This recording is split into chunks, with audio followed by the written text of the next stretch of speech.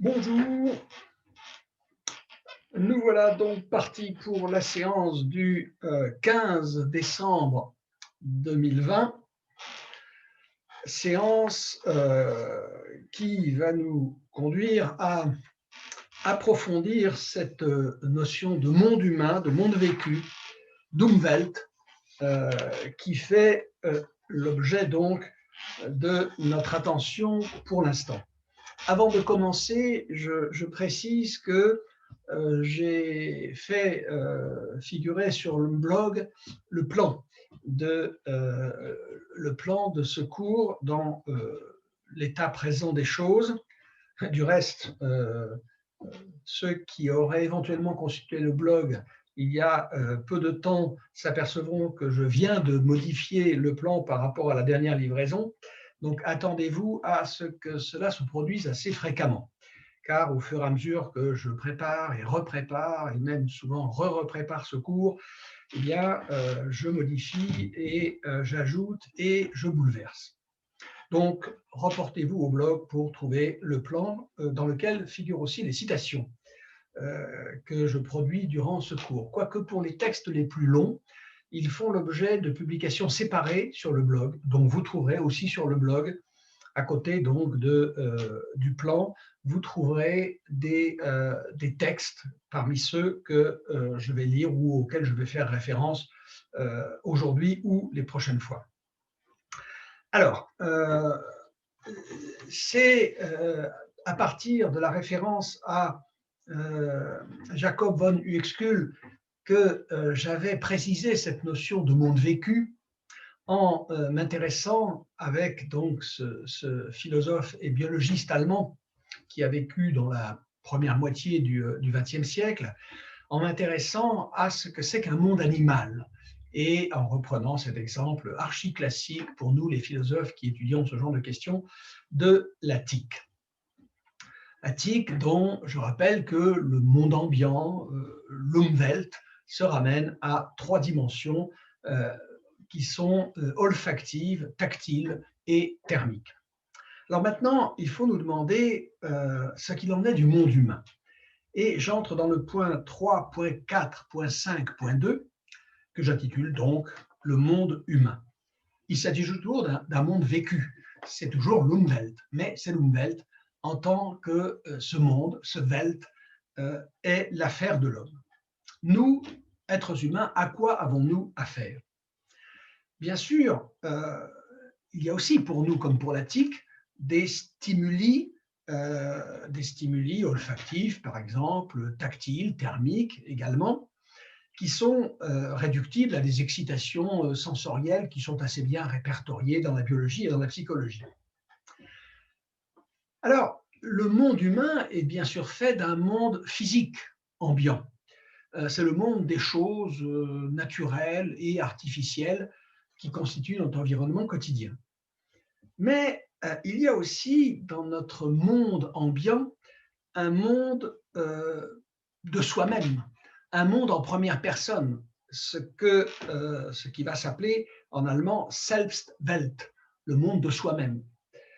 Et puis, il y a à côté de ce monde de la subjectivité propre, ou plutôt à côté n'est pas une expression très appropriée, englobant ce monde de la subjectivité propre, il y a un monde humain commun, un monde social, un monde intersubjectif, un monde avec les autres, ce qui se dit en allemand Mitwelt, Mitwelt en un seul mot, M-I-T-W-E-L-T.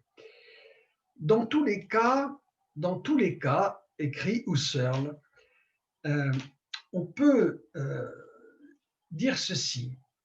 Ce fait, le fait du monde, je cite Husserl, ce fait, le fait du monde, caractérise un ordre de choses qui se situe uniquement sur le plan de l'esprit. Le monde qui nous environne est une œuvre de l'esprit en nous et dans notre vie historique. Fermez les guillemets, fin de citation. Ceci se trouve dans un livre de Husserl, un très gros livre de Husserl qu'il a écrit à la fin de sa vie, qui s'appelle La crise des sciences européennes et la phénoménologie transcendantale.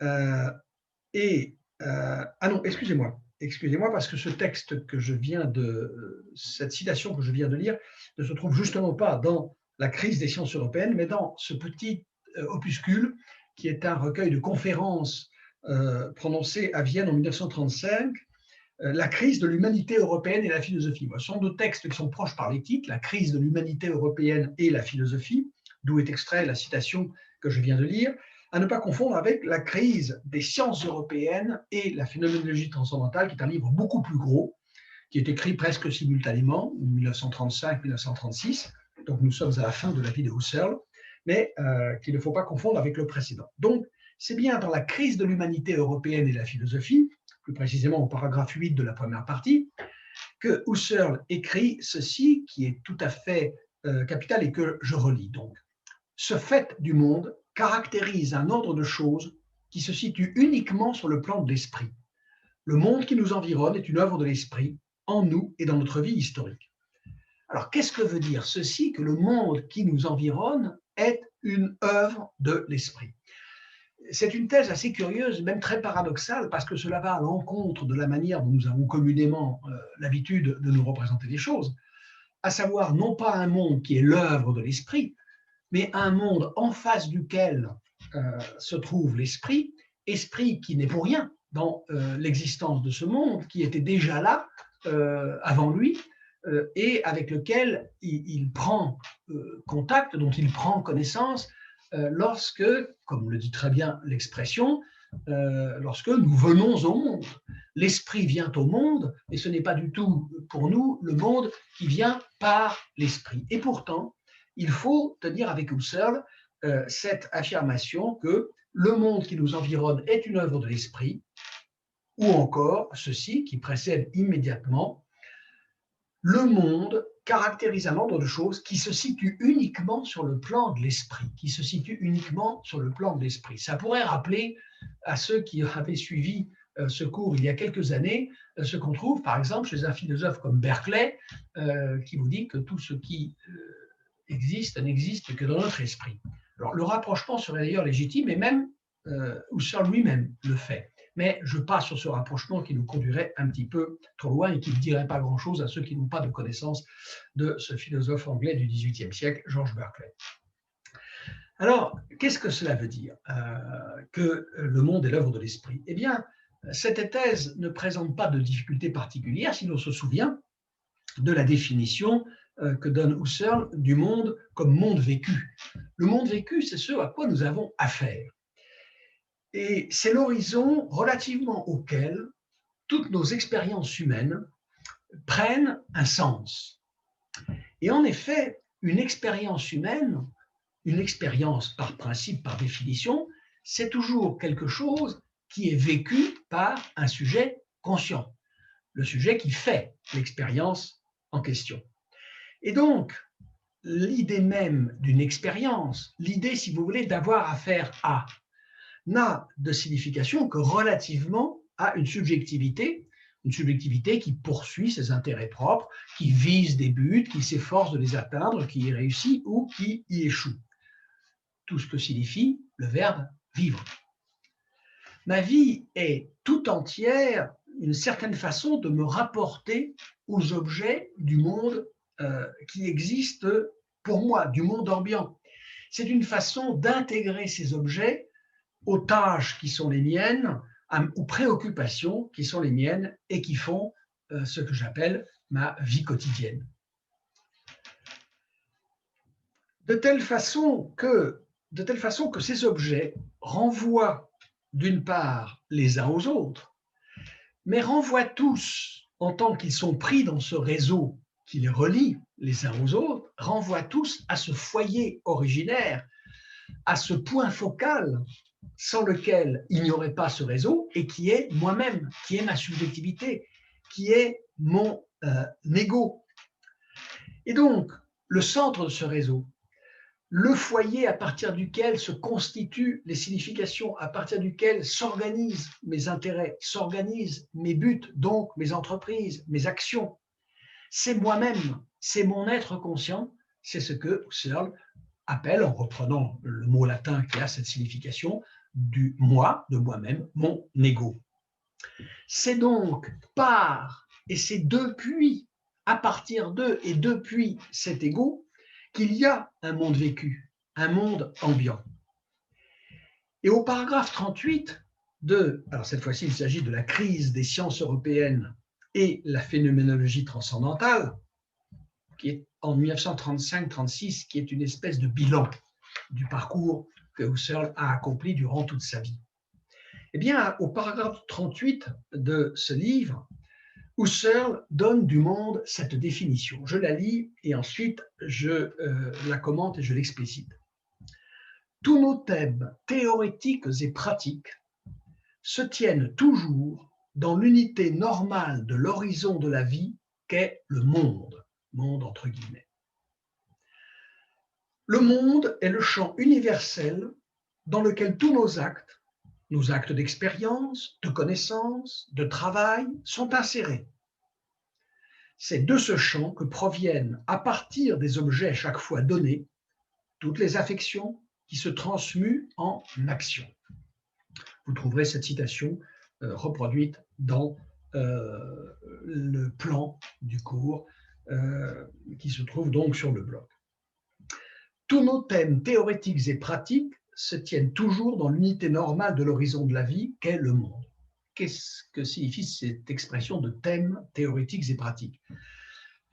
Les thèmes pratiques, ce sont les thèmes qui concernent nos actions, qui concernent notre entreprise permanente d'intervention dans le monde, éventuellement de tentatives de modification, de transformation du monde, qu'il s'agisse par exemple d'éducation, qu'il s'agisse de militantisme politique, qu'il s'agisse d'actions techniques ou autre chose de ce genre.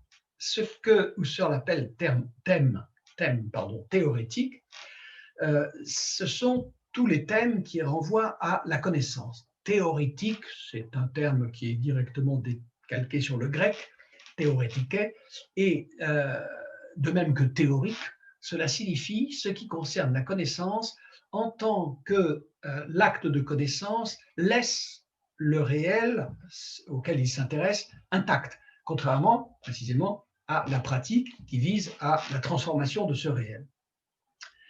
Le monde est le champ universel dans lequel tous nos actes d'expérience, de connaissance, de travail sont insérés. Ça, nous le comprenons maintenant. Ce qui est peut-être moins facile, moins évident à saisir, c'est la phrase suivante. C'est de ce champ que proviennent, à partir des objets chaque fois donnés, toutes les affections qui se transmuent en action. Comment est-ce que peuvent provenir des objets à chaque fois donnés dans ce monde les affections qui se transmuent en action, si ces affections sont les affections du sujet, et si, comme nous venons de le dire, c'est le sujet qui est le point focal à partir duquel se constitue le monde. Il faut comprendre que pour que ces affections, que je vais moi-même convertir en action, ces affections qui sont les miennes, ces affections qui sont ce qui m'affecte, pour que ces affections que je vais convertir en action proviennent de ce champ qu'est le monde, il faut qu'au préalable, ma subjectivité ait constitué ce champ comme champ. Il faut que cet horizon de la vie, comme dit Husserl, ait été constitué au sens propre, produit par ma subjectivité.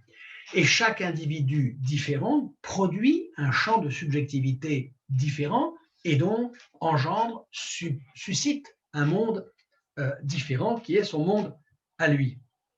Et donc ce champ n'est en un sens pas du tout universel. Husserl dit champ universel, mais ce champ, il est évidemment particulier. Il est mon champ particulier, si vous voulez, de possibilités. Et c'est en cela qu'il est universel, c'est le champ particulier de toutes, et c'est ce que veut dire universel, de toutes mes possibilités. Tout ce qui est envisageable pour moi se situe à l'intérieur de ce que Husserl appelle cet horizon de monde. Ça ne voudra pas dire qu'on ne rencontre dans ce monde, à l'intérieur de cet horizon, à l'intérieur de ce champ de possibilités, ça ne veut pas dire qu'on ne rencontre que du familier, que du connu. Il se peut au contraire que tout d'un coup, sans crier gare, fasse irruption dans mon monde quelque chose de tout à fait inattendu, de tout à fait inconnu, mais cela aura toujours pour moi le sens d'une possibilité. Pourquoi? Parce que j'en sais assez sur le monde, pardon, j'en sais assez sur le monde pour avoir compris que parmi les possibilités de ce monde se trouvent des choses qui, a priori, ne me paraissaient pas très probables et qui peut-être me paraissaient tout à fait impossibles. Et donc, ce qui adviendra au moment où je rencontrerai le surprenant, l'inattendu, l'inconnu, eh bien, aura le sens de la surprise, aura le sens du dépaysement, si vous voulez. On peut, pour creuser cette notion de monde humain, partir d'un exemple qui va être repris dans un texte que je vais lire très vite, ou plutôt que repris, qui va être produit à la même époque que Husserl, parallèlement à Husserl, mais d'un point de vue qui est un point de vue scientifique et non pas le point de vue philosophique de Husserl. Prenons cette table, la table sur laquelle, par exemple, vous êtes en train d'écrire si vous prenez des notes, la table devant laquelle je parle, vous pouvez apercevoir ici un morceau, là, ici. Prenons cette table. Comme élément du monde, au sens physique, au sens cosmologique, mais en un sens qui n'est justement pas celui du sens du monde vécu, de ce champ d'expérience, de cet horizon d'expérience possible de mon vécu subjectif. Au sens physique le plus habituel, le plus ordinaire, non phénoménologique, non husserlien de l'idée de monde, eh bien, comme élément du monde au sens cosmologique ou scientifique, si vous voulez, cette table possède certaines propriétés objectives. Elle a, par exemple, une forme. Elle est ronde, elle est carrée, elle est rectangulaire, c'est le cas de celle qui se trouve ici à côté de moi. Elle a des dimensions. Elle mesure tant de centimètres, de large, de long, de haut. Elle a des propriétés physiques qui tiennent à la matière dont elle est faite. Elle est en bois et d'une certaine essence de bois. Elle est en métal ou en plastique. Cette table, elle est faite d'atomes. Je sais qu'elle est faite d'atomes. J'ai appris à l'école suffisamment de sciences pour savoir qu'elle est faite d'atomes, que ces atomes sont constitués de noyaux et d'électrons, que les électrons tournent autour des atomes.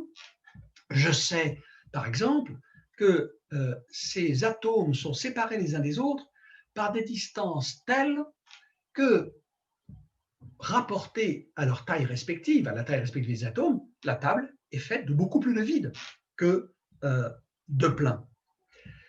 De la même façon, par exemple, cette table, je pourrais dire qu'elle est à proximité spatiale de moi, si, comme à l'instant même, je parle dans mon bureau, qu'elle est au contraire loin de moi, si par exemple j'attends qu'on me la livre, ou si je suis parti en voyage loin de mon domicile. Telles sont donc les caractéristiques objectives, on va dire scientifiques, de la table, celles que nous avons l'habitude de considérer comme ses caractéristiques, ses propriétés, ses attributs réels. Mais arrêtons-nous sur cet adjectif réel.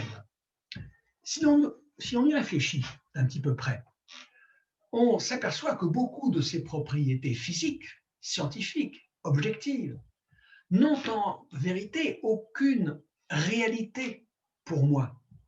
Par exemple, je peux très bien écrire pendant des décennies sur cette table, m'en servir, y manger par exemple, y prendre mon café, sans avoir aucune idée de la nature exacte du bois dont elle est faite ou du métal avec lequel on l'a fabriquée. Je peux même utiliser toute ma vie une table, et c'est sans doute d'ailleurs le cas et la situation de l'immense majorité des humains qui utilisent des tables, sans avoir aucune idée, ou en tout cas aucune idée précise, de sa structure physique. Et du reste, moi-même, qui ai appris un peu de physique à l'école, je n'en ai qu'une idée extrêmement vague. Et si j'ai besoin de la science pour m'enseigner que cette table est faite en vérité, d'une vérité qui est la vérité de la physique, que cette table est faite de plus de vide que de plein, il est certain que pour moi, cette table reste, demeure et demeurera toujours cette table de bois ou de métal parfaitement massif et plein. Une table sur laquelle je peux poser des objets, une table sur laquelle je peux m'appuyer. Et donc, cette table est en réalité pour moi, en tant qu'élément de mon monde familier, en tant qu'elle est circonscrite comme un objet parmi d'autres dans cet horizon, dans ce champ de l'universalité de mes possibilités. Cette table, eh bien, elle est un motif familier de mon paysage quotidien. Elle est un ustensile auquel je me rapporte différemment selon les buts que je poursuis à tel instant. Par exemple, j'y ai posé mes livres, mes classeurs, mes feuilles. Je peux très bien décider de la débarrasser pour, par exemple, une partie de cartes avec des amis. Je peux la débarrasser pour y manger. Et donc, elle a pour moi toute cette charge de possibilités, en même temps qu'elle a une charge de valeur, qui n'est pas la même selon qu'elle est en acajou, par exemple, ou en plastique. Elle a une charge de valeur affective, qui n'est pas la même selon que je l'ai achetée il y a un mois chez Ikea, ou selon qu'elle a été fabriquée, par exemple, par mon arrière-grand-père. Et donc, je disais, à la même époque que Husserl, et parallèlement à lui, c'est un très grand physicien, un certain Arthur Stanley Eddington. Eddington, cela s'écrit avec E, 2D-I-N-G-T-O-N. Arthur Stanley Eddington, il faut même dire Sir Arthur Stanley Eddington, car il avait été anobli, qui propose une réflexion exactement parallèle à celle que nous sommes en train de mener à partir de la notion husserlienne de monde vécu. Voici ce qu'il écrit. Je lis ce texte, même si vous pouvez le trouver sur le blog. Je me suis mis en devoir de rédiger ces leçons et j'ai approché mes chaises de mes deux tables. Deux tables? Oui, il y a des doubles de tout objet autour de moi. Deux tables, deux chaises, deux stylos. L'une des tables m'a été familière depuis des années, depuis les premières années. C'est un objet commun de cet environnement que j'appelle le monde. Comment dois-je le décrire? Il a une extension, il est comparativement permanent, comparativement à d'autres choses qui sont passagères, éphémères. Il est coloré, par-dessus tout, il est substantiel. Par substantiel, je n'entends pas simplement qu'il ne s'effondre pas quand je m'appuie sur lui, j'entends qu'il est constitué de substance, et par ce mot, j'essaie de vous communiquer une certaine conception de sa nature intrinsèque. C'est une chose, pas comme l'espace, qui est une pure négation, pas non plus comme le temps, qui est Dieu sait quoi. La table numéro 2 est ma table scientifique.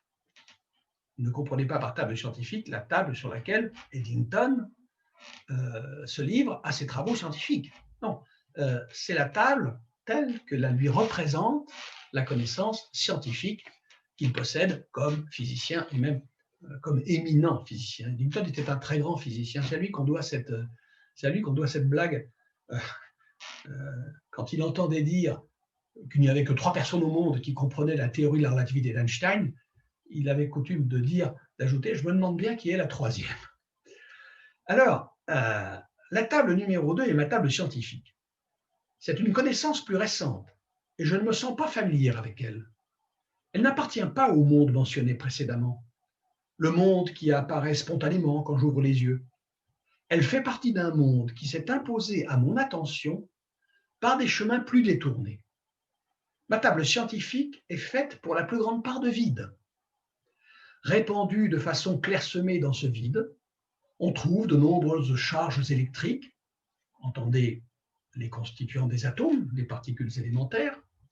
On trouve de nombreuses charges électriques qui courent çà et là avec une grande vitesse. Mais leur masse combinée revient à moins d'un milliardième de la masse de la table. Malgré sa construction étrange, elle se révèle être une table tout à fait performante. Elle supporte le papier sur lequel j'écris de façon aussi satisfaisante que la table numéro 1. Car quand je pose le papier sur elle, les petites particules électriques, avec leur vitesse impétueuse, continuent à frapper le dessous de la feuille, de sorte que le papier est maintenu à la façon d'un volant à un niveau à peu près constant. Ici, Eddington livre simplement l'explication de ce fait qu'une feuille de papier ou un objet posé sur une table ne passe pas au travers de cette table. Si je m'appuie sur cette table, continue Eddington, je ne passerai pas au travers. Ou, pour être tout à fait exact, la probabilité pour que mon coude scientifique passe au travers de ma table scientifique est si excessivement faible qu'elle peut être négligée dans la vie pratique. Donc, nous voyons ici ce physicien, ce pur physicien, qui n'avait probablement pas lu Husserl. Du reste, ce texte est antérieur au livre de Husserl dont je viens de citer les titres. Eh bien, ce scientifique dit à peu près, en venant de points différents et en passant par des chemins différents, à peu près ce que dit Husserl. La première table, la table numéro 1, dont vient de parler Eddington, c'est cette table qui appartient comme élément de mon Umwelt, de mon monde vécu. Alors, il est évident que la plupart du temps, le rapport que nous entretenons à ce monde vécu, à cette Umwelt, ne pénètre pas dans la conscience explicite. Ce rapport, un successeur de Husserl, dont j'avais dit qu'il avait été son étudiant et qui occupera une très grande place dans la philosophie du XXe siècle, Martin Heidegger, ce rapport, Husserl l'appelle mondanéité du monde. La mondanéité, c'est ce caractère d'être monde du monde. Voilà, c'est la qualité de ce monde, cette qualité qui fait de lui qu'il est pour nous un monde, cet horizon, ce monde ambiant, ce monde vécu. Eh bien, cette mondanéité du monde est quelque chose qui demeure quasiment toujours occulté, qui demeure caché, justement parce que nous y sommes en permanence absorbés. Même si nous n'y sommes pas absorbés sur le mode de la préoccupation consciente, délibérée, sur le mode, si vous voulez, d'une attention ou d'un souci qui requiert une concentration spéciale. Ça, c'est la manière dont le philosophe se penche sur le monde vécu, pour l'examiner, pour l'analyser. Mais nous sommes pris dans ce monde vécu, nous y sommes englobés, nous y sommes absorbés, comme on est absorbé dans une tâche, sans s'apercevoir qu'on y est absorbé, sans même avoir besoin d'être conscient du fait qu'on y est attentif. Nous nageons dans ce monde qui est, au fond, comme un stock de certitudes d'arrière-plan, de données d'arrière-plan. C'est comme le fond, le bruit de fond, si vous voulez, de notre existence, à partir duquel nous pouvons parler du monde objectif, par exemple, de ce monde que nous connaissons plus ou moins, selon les études que nous avons faites, selon la culture que nous avons, ce monde dont nous parle la science. Au fond, le mode d'être du monde, de l'Umwelt, du monde vécu, est un mode d'être contradictoire. En même temps qu'il se donne comme constamment, à chaque instant présent, il est à chaque instant en retrait, à chaque instant, il est dissimulé et caché. Le quotidien, le machinal, l'habituel me cache ce monde en tant que monde vécu. Il est là tout le temps, il est là à chaque instant, il ne s'absente jamais, mais je n'ai pas conscience d'être en présence de ce monde comme de ce fond omniprésent et constamment donné. C'est le quotidien et le machinal donc qui me le cachent, et il arrive néanmoins que ce monde vécu dans lequel je baigne, dans lequel se définissent tous mes intérêts, se définissent toutes mes finalités et toutes mes actions, il arrive que j'en prenne soudain conscience sur le mode négatif. Lorsque, par exemple, se produit un accident, je saisis la poignée de la porte, elle me reste dans la main. Alors là, je m'aperçois qu'il y avait une poignée de porte comme élément du monde ambiant, qu'il était de mon habitude de tourner à chaque fois que je voulais ouvrir ou fermer la porte, et tout d'un coup, cet élément du monde, que je n'aurais même pas remarqué en faisant le geste de tourner la poignée, se révèle à moi. Un petit peu, si vous voulez, comme chacun m'a fait l'expérience, vous entendez le bruit du réfrigérateur au moment où il s'éteint. Encore plus que vous l'entendez au moment où il se met en route. Pour exprimer cette présence continuelle et inaperçue toujours au premier plan et toujours en même temps en retrait du monde vécu, Heidegger a une expression, il ne dit pas il y a un monde où ici est le monde, ou devant nous est le monde, il utilise cette expression il monde, comme on dit qu'il pleut. Voilà. Il pleut du monde, si vous voulez. Il pleut, alors en général la pluie vous en apercevez, mais cette pluie du monde, vous ne vous en apercevez pas parce qu'elle est le bain même dans lequel vous êtes immergé. Alors, il y a un autre philosophe qui est tout à fait éloigné de Husserl par l'horizon dont il vient, si vous voulez, et qui pourtant va arriver à une thématique et à des conclusions assez proches de celles de Husserl. Ce philosophe, que certains d'entre vous connaissent, dont il m'est arrivé de parler dans ces séances de philosophie, c'est Marcel Conche. Marcel Conche, aujourd'hui fort âgé, tellement âgé d'ailleurs que j'hésite toujours à parler de lui au présent sans savoir véritablement s'il est toujours en vie. Je le souhaite pour lui. C'est quelqu'un d'extrêmement sympathique avec qui d'ailleurs j'ai entretenu des relations un peu personnelles, même si tout en appréciant beaucoup ce qu'il écrit, je ne suis pas tout à fait proche de sa philosophie, mais peu importe. Si j'en suis proche d'ailleurs, mais enfin je ne la partage pas dans toutes ses thèses, mais peu importe, ça ne me concerne que moi, c'est pas intéressant. Vous trouverez d'ailleurs le texte de Conche auquel je vais faire référence sur mon blog. Donc Conche n'est pas du tout un philosophe qui s'enracine dans la phénoménologie. Sa terre d'origine, ce sont les Grecs. On dira la terre d'origine de la phénoménologie, c'est aussi les Grecs. Mais Conche a effectué un parcours complètement différent. C'est un grand traducteur de la philosophie grecque. C'était un grand professeur de la philosophie grecque. Je l'ai eu moi-même comme professeur d'ailleurs pendant une brève période. Et le texte auquel je vais faire référence est extrait d'un livre intitulé L'aléatoire, dans lequel Conche réfléchit sur les questions du hasard, de l'imprévisible, de la contingence, un livre très intéressant d'ailleurs, L'aléatoire, et on y lit ceci. Je répète, vous avez ce texte sur le blog. Il dit, voilà, nous entendons par monde humain, et il met monde humain entre guillemets, nous entendons par monde humain, à une époque donnée, le champ entier des significations pour une liberté. Vous voyez que les formulations sont très proches de Husserl. Le champ entier des significations pour une liberté. Pourquoi cette expression champ des significations pour une liberté? Il est bien évident qu'on ne peut parler d'humanité que là où sont posées des fins, là où sont poursuivis des buts. Or, ces fins, ces buts et ces intérêts sont rapportés à une liberté en ce sens que les fins que se donne et les buts que va poursuivre un humain ne sont pas prévisibles, ne sont pas programmés au même titre que le sont, dans une très large mesure, non pas sans doute complètement, mais dans une bonne mesure, les intérêts, les buts, les fins des animaux, par exemple, les fins des bêtes. Disons que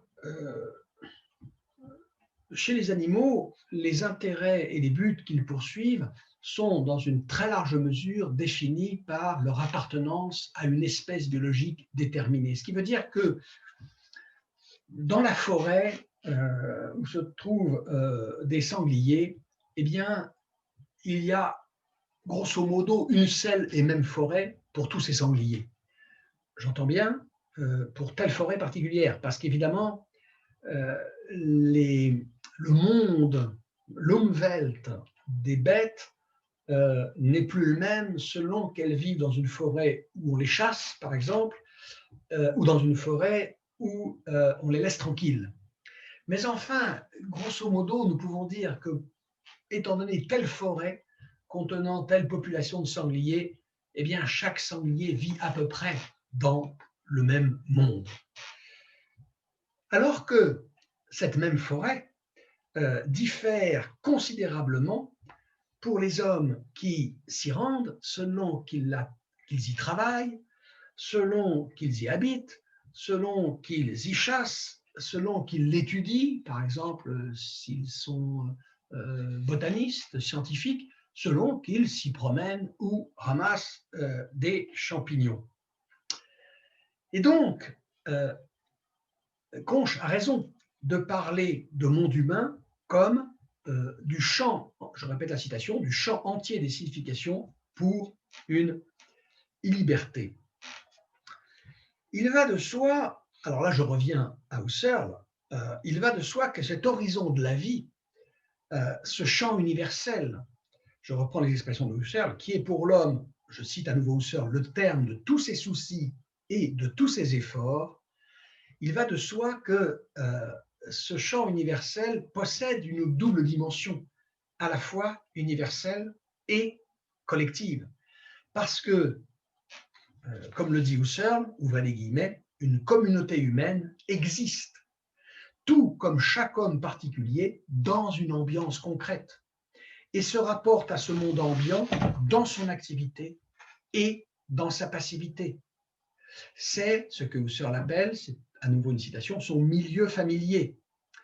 J'avais évoqué ce marin-pêcheur breton, par exemple, et ce professeur d'université, supposons-le breton, et supposons-le habitant le même village côtier que ce marin-pêcheur. Ça veut dire que les professeurs d'université habitent en général les grandes villes. Oui, mais enfin bon, moi j'ai enseigné pendant 20 ans classe préparatoire à Toulouse, j'ai toujours choisi de rester habiter mon petit village au pied des Pyrénées.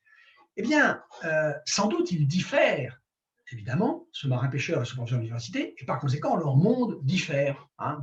Nous l'avions dit, il y en a un qui le matin, ou peut-être en pleine nuit quelquefois, monte sur son bateau pour s'en aller en mer, tandis que l'autre, le matin, à heure assez régulière, va prendre son train ou sa voiture pour se rendre dans la capitale de la région où se trouve l'université. Mais en même temps, ils sont tous les deux français.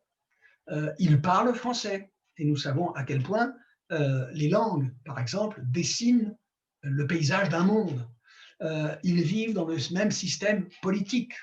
Ils ont ou ils n'ont pas sur ce système politique les mêmes opinions et probablement n'en ont pas la même représentation et probablement ils ne le jugent pas exactement de la même façon. Mais l'un peut le connaître beaucoup mieux que l'autre et pas forcément le professeur d'université. Il est possible, par exemple, que le marin-pêcheur ait une idée beaucoup plus claire par exemple, des institutions politiques européennes en tant qu'elles concernent la pêche. Hein, on le voit en ce moment avec les problèmes des négociations du Brexit avec la Grande-Bretagne. Donc, il est possible une connaissance de cet aspect-là bien meilleure que celle du professeur d'université. Donc, ils parlent la même langue, ils vivent sous les mêmes institutions politiques et il y a de bonnes chances qu'ils se croisent dans l'hypermarché le plus proche, même si probablement le marin-pêcheur consomme plus de poissons et peut-être le professeur d'université davantage de produits qu'il aura achetés dans la boutique bio de la capitale de région où il va faire ses cours. Donc, le monde est une réalité collective, une réalité pour les collectivités. C'est aussi le monde une réalité historique. C'est aussi une réalité historique. J'évoquerai ce point dans la deuxième partie afin de ne pas être surpris par le terme des 40 minutes. Et donc, je dis à ceux qui enchaîneront avec la deuxième partie pour cette séance du 15 décembre, je dis à tout de suite ou à plus tard pour ceux qui préfèrent faire une pause plus longue.